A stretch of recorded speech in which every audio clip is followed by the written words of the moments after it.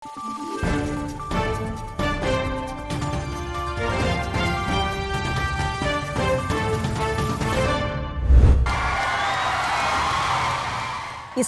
residente mula sa iba't ibang sektor tulad ng persons with disability mula sa Buena Vista, Agusan del Norte ang nakatanggap ng munting handog mula sa tanggapan ng pangalawang Pangulo sa pamumuno ni Inday Sara Duterte.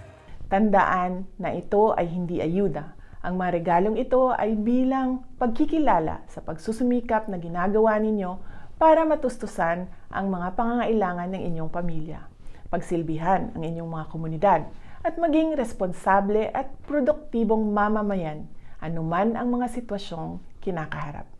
Magtulungan tayo sa pagtugon sa mga pangangailangan sa ating komunidad at itaguyod ang kapakanan at karapatan ng bawat Pilipino.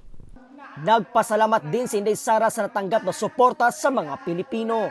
Taus-puso akong nagpapasalamat sa suporta, pagtitiwala at pakikiisa ninyo sa adhikain ng tanggapan ng pangalawang Pangulo mula noon hanggang ngayon. Salamat sa inyong tulong sa pagbuo ng matiwasay, maayos at mapayapang mga komunidad.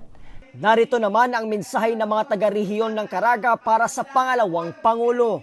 Pasalamat po ako, Vice President Sara Duterte nga niani siya sa among lugar sa Hinguog. Karon pod niya makita ang mga tao sa katawhan sa Hinguog. Uy, Ginoo sir, pasalamat gid mi sir kay wala gid among bugas sir. Salamat ako gid kayo mo pasalamat sir sa mga nag-host dani, sa daw naghatag dani. Daghan gid kayo salamat sir. Kay makatabang na gid sa among kalisod.